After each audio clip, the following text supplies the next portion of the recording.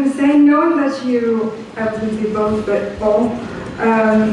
Thank you for modifying that for us.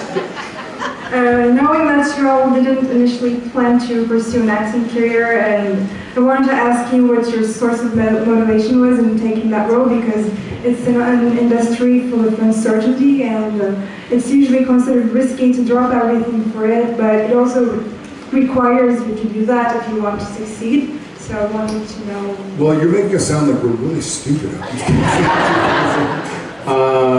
No, but thank you for where are you from? I'm from Turkey. Okay. Well, the question, no, I didn't mean that way, but I asked it because I'm studying cinema actually to become a director. And, really? Yeah, and I always get comments telling me that it's not the wisest decision, so I wanted to know if you had the same kind of reactions and if you had any second thoughts at any point. Can I just, I'll answer it for everybody.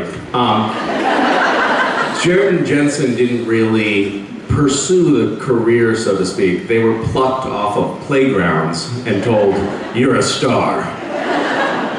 Right? That's about right?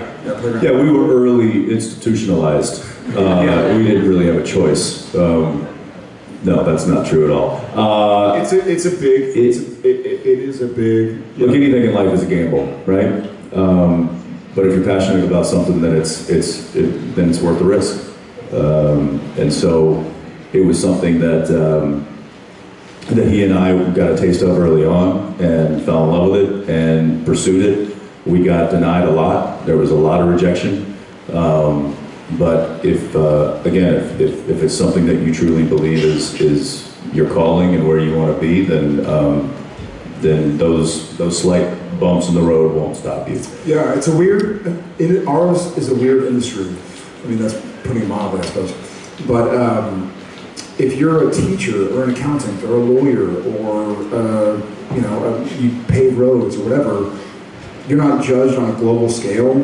We sort of are, so that's unfortunate in my opinion as a fellow entertainer with our cinema friend from Turkey who wants to direct. Yeah, find joy in what you do every day. So he mentioned it's a gamble to do anything, and it is. My mom's a teacher, my dad's an accountant or they're retired now, but if they weren't doing something that brought them joy or some sort of satisfaction as far as providing for their family or enjoying their office life or something, then I guess I'm trying to say this industry can be very judgmental, and people on the outside can be very judgmental as well. Don't listen to them. That's a tall order. Yeah, it's a tall order. It's difficult. I still do. I've been in the business for 18 years and been working, and I still sort of feel at times less than or judged or whatever. So it's a conscious decision to choose to do what makes you happy, but you get one of these lives. It's not a dress rehearsal. So do what makes you happy and kick ass and hell with everybody else. Thank you very much, and I'm really glad that you all chose that road, thinking that we're all here to appreciate what you do. Thank you. I read a book called Freakonomics, and in Freakonomics they say that pursuing a career in acting, you have the same amount of likelihood of being successful at that as being a very successful drug dealer. And that those careers were, in Freakonomics, very, you don't remember that? You have to go back and look at it. It's like, they're like, yeah, those two career paths are pretty similar from an economic standpoint. It's just something to think about. Sure. Great. Hey. Hey, it's good to see you guys again. You too. So I have a question about the last episode. It shouldn't be too spoilery, I don't think. But at the convention in the UK, you talked about how you guys had to change the reunion hug scene between Sam and Dean. And we were just curious as to what you changed. How did you feel that it could be improved, or what did you feel needed to be improved? It was written that I was underarms and you were over. Here we go.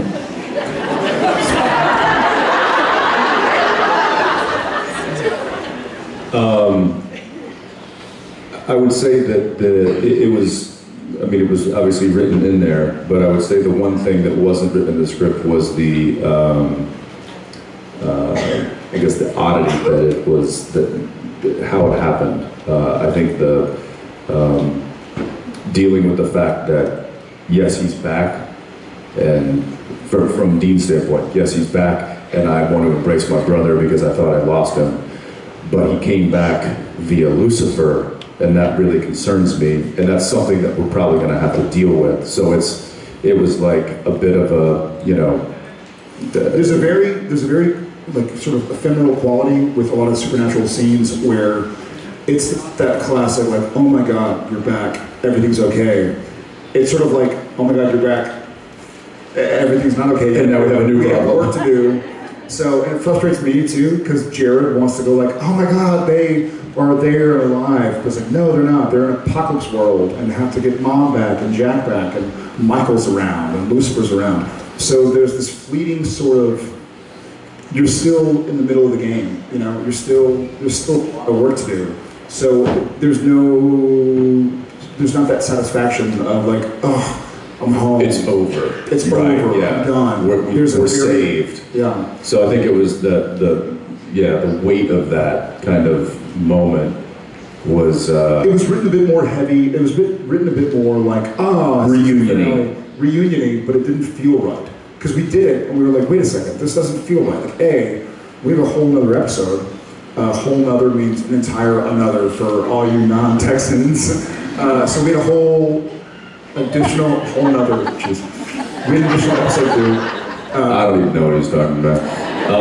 so it needed to feel fleeting. It needed to be, unfortunately, unsatisfactory. I will also say that to the writer's credit, a lot of times they don't feel like they need to write all of that into the script because they trust us to find those moments, make those decisions, and perform it.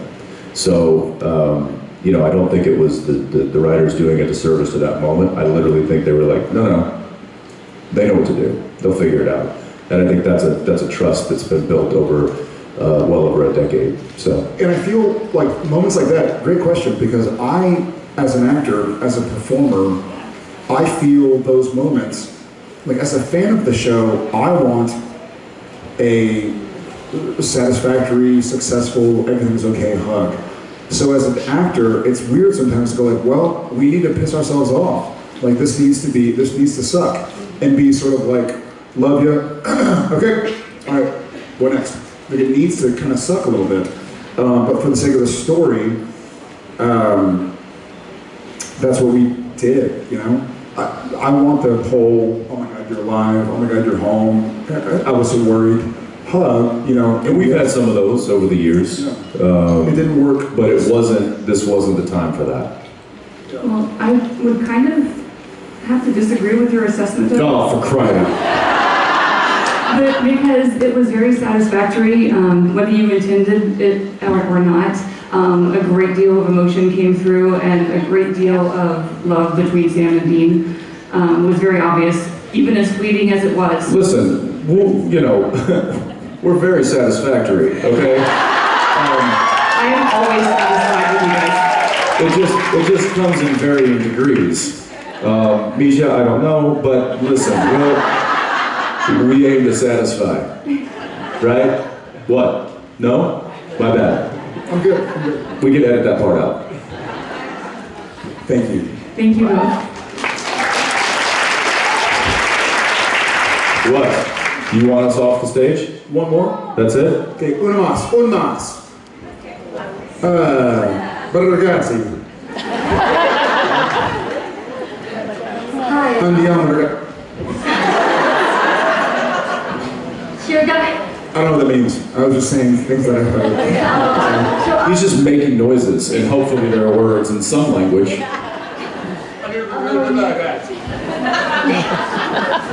Sorry, all right. Two things. Beautiful acting by all of you. Beautiful. I mean, last few episodes especially were quite emotional as well, but they were very beautiful done. So thank you for that. Thank you.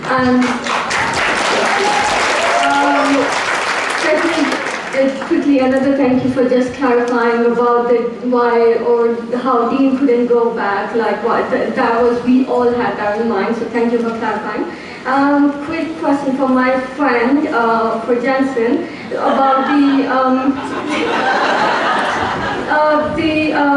there's so many spoilers going on, speculation about finales, and there are talks about you going to play another character. So finally, how does it feel to play another character rather than Dean? Wait. Here we go. So let's not. Yeah, I got this. Let's say that I haven't really had the chance to play this character just yet. Oh, it's good. But I will. Yes, we are waiting for that. Yes. Thank you. All right. Thank you, guys. You're tired of doing that. Thank y'all. We're gonna leave you.